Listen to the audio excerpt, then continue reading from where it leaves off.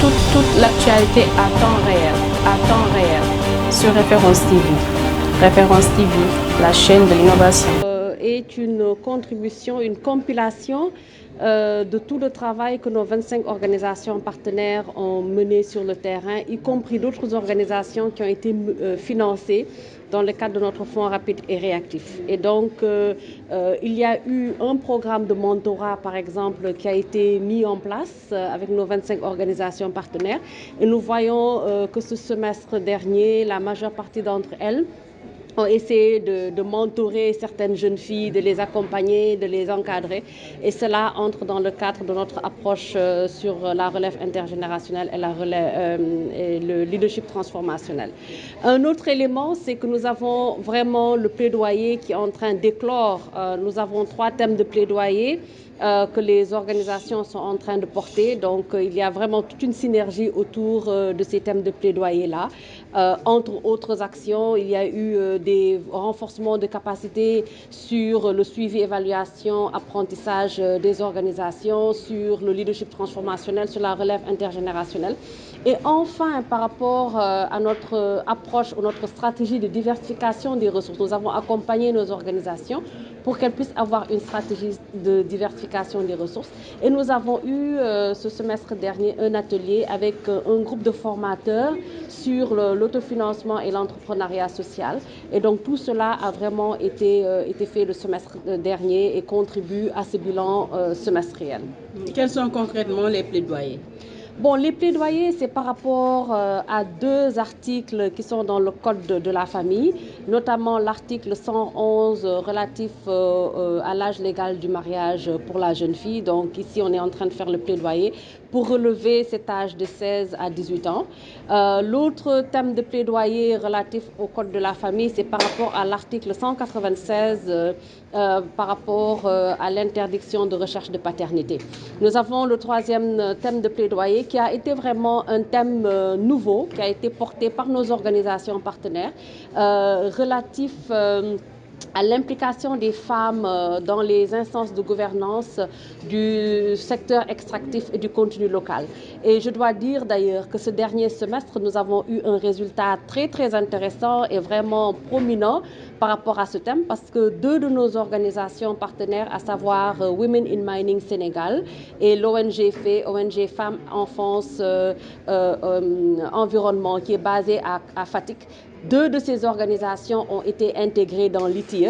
Et donc, c'est vraiment là un grand résultat de plaidoyer pour nous ce dernier semestre.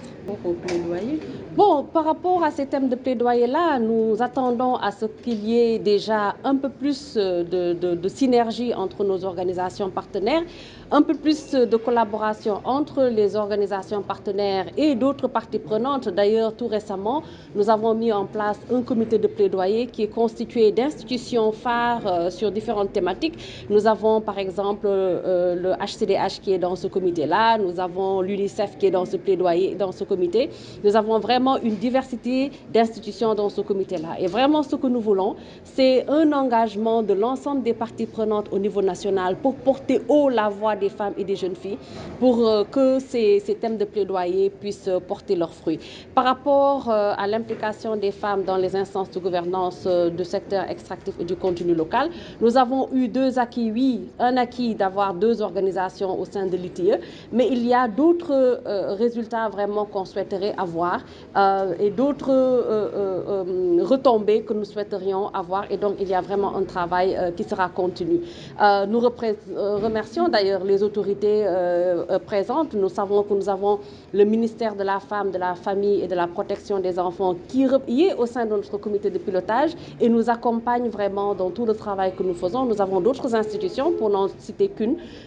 Et donc, nous souhaitons leur accompagnement continu ainsi que celui de leurs personnes ressources pour l'atteinte des résultats du projet. Des filles et des femmes et nous intéresse parce que c'est au cœur du projet, mais c'est aussi adressé à travers toutes ces thématiques-là. Quand on parle de l'éducation, ce qu'elles font dans le cadre de l'éducation, par exemple, nous avons FAWE le Forum des femmes éducatrices, qui travaille beaucoup à l'excellence pour les jeunes filles, l'excellence à l'école, la prise en compte des jeunes filles les plus vulnérables, de leurs besoins pour qu'elles puissent continuer à aller à l'école.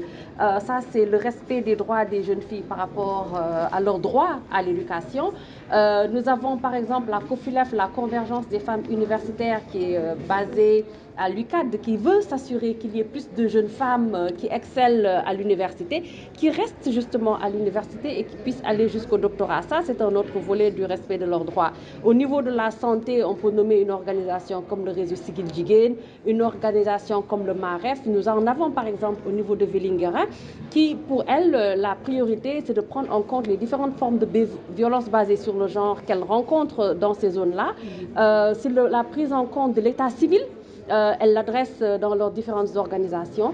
Et donc, c'est vraiment les droits des femmes et des jeunes filles au plus proche de la communauté et dans les spécificités les plus simples qu'on devrait dire à travers ces différentes thématiques-là. Peut-être que je peux ajouter l'accès à la terre pour les femmes rurales et la question de la sécurité alimentaire qui est un besoin fondamentale en cette période de post-Covid et dans cette ère vraiment très vulnérable que traverse l'ensemble du monde, je dois dire. Et donc tout cela, ce sont des thèmes, en tout cas, qui sont liés aux droits des femmes et des jeunes filles que nos organisations adressent selon la communauté, selon le mandat de l'organisation et selon les besoins. Toute l'actualité à temps réel, sur Référence TV. Référence TV, la chaîne de l'innovation.